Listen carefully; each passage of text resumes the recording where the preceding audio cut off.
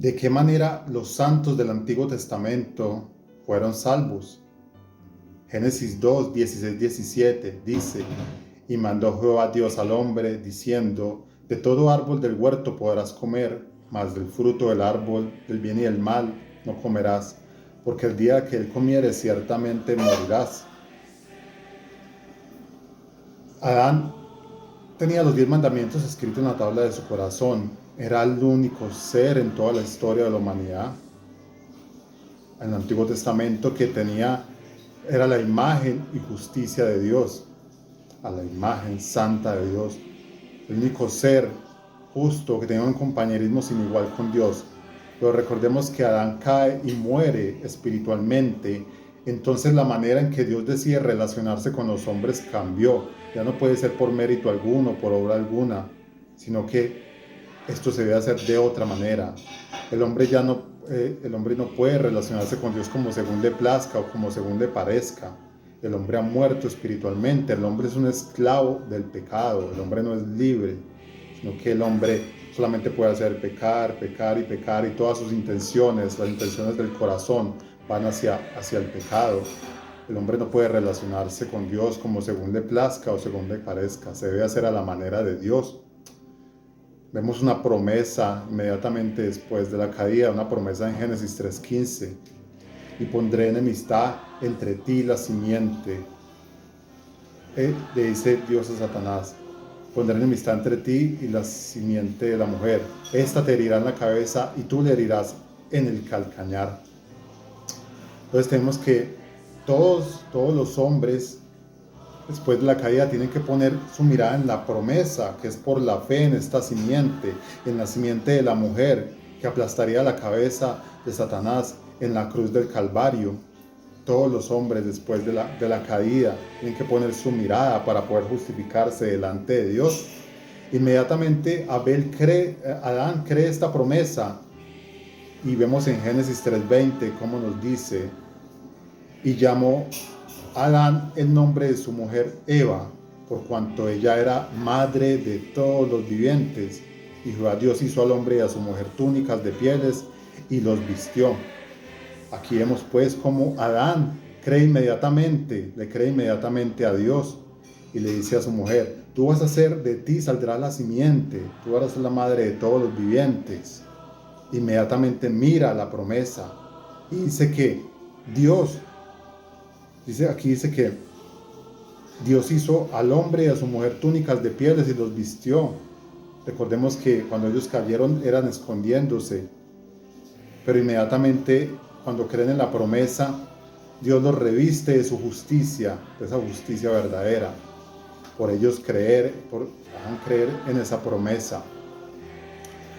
Inmediatamente vemos después también en la descendencia de Adán, en Caín y Abel, como la ofrenda de ellos en Génesis 4, capítulo 4, versículo 4, dice: y aconteció andando el tiempo que Caín trajo del fruto de la tierra una ofrenda a Jehová, y Abel trajo también de los primogénitos de sus ovejas, de lo más gordo de ellas.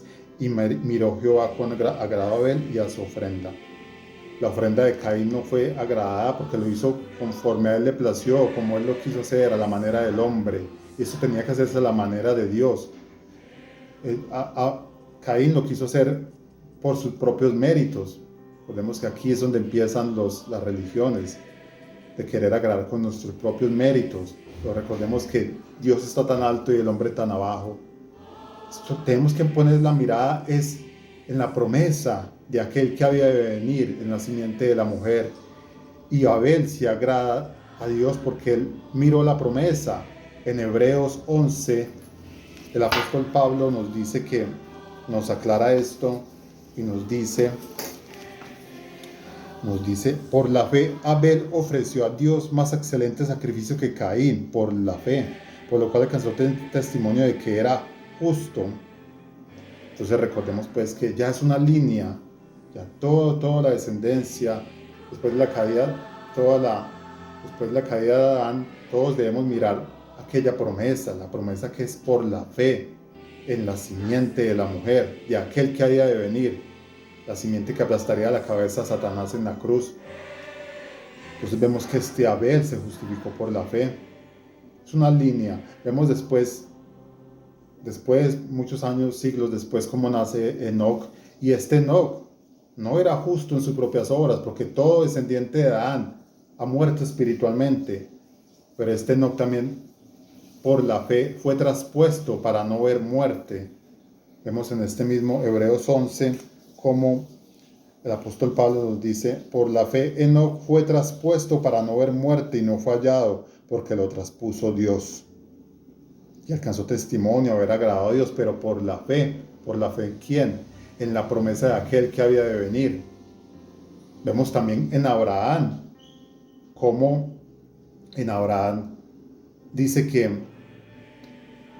le dice Dios, y a tu simiente haré esta tierra. Esta se refiere a la misma simiente de Génesis 3:15. Dice el apóstol Pablo en Gálatas 3:16, dice, y especifica bien esto, dice, y a su simiente, la cual es Cristo. No dice y a las simientes, como si se tratara de muchas, sino a la simiente, que es por la fe, la cual es Cristo. Dice que creyó Abraham a Dios y le fue contado por justicia. Y el mismo Jesucristo nos dice en Juan capítulo 8, verso 56, como Jesús le dice a los judíos, les dice, y vuestro padre Abraham llegó a ver mi día, lo vio y se gozó.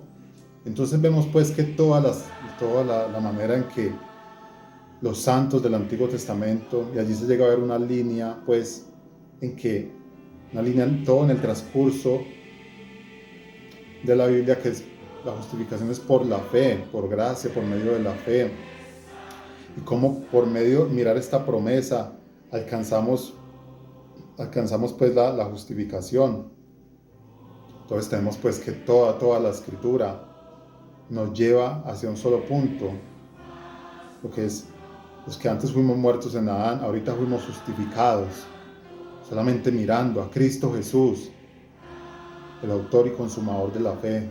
Él es nuestra justicia, Él es nuestra justificación delante de Dios. Dios no tiene dos planes, en el Antiguo Testamento y en el Nuevo Testamento. En el Antiguo Testamento fue por obras al pueblo de Israel, y en el Nuevo Testamento por gracia. No, es un solo plan, y todo va centrado hacia la persona de nuestro Señor Jesucristo. Nosotros no tenemos varios planes, sino que ha sido siempre el mismo plan donde todo el misterio de su gracia ha sido revelado en y por Jesucristo, en que por Él y para Él son todas las cosas. A Él sea la gloria por los siglos.